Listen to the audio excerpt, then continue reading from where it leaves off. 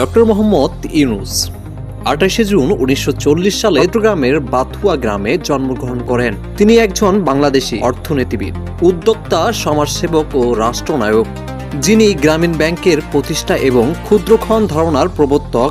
2006 সালে শান্তিতে নোবেল পুরস্কার লাভ করেন। তিনি বাংলাদেশের প্রথম নোবেল বিজয়ী একজন। বর্তমানে বাংলাদেশের প্রধান উপদেষ্টা। ডক্টর ইউনূসের প্রাথমিক শিক্ষা জীবন ও জন্ম 28শে জুন 1940 সালে চট্টগ্রামের হাটহাজারী উপজেলায় বাথুয়া গ্রামে জন্মগ্রহণ করেন। তার পিতা হাজী দুলাল মিয়া সওদাগর এবং মাতা সুফিয়া খাতুন।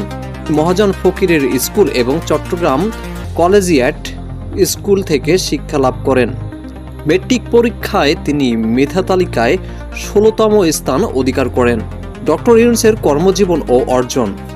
বিশ্ববিদ্যালয়ের অধ্যাপক থাকাকালীন 1976 সালে গ্রামীণ ব্যাংক প্রতিষ্ঠা করেন। এটি গ্রামীণ দরিদ্রদের জন্য ব্যাংকিং পরিষেবা প্রদানের একটি মডেল। ক্ষুদ্রঋণ ধারণার প্রবর্তক, যা দরিদ্র মানুষকে ছোট ঋণ দিয়ে তাদের আর্থিক অবস্থার উন্নতিতে সহযোগিতা করেন।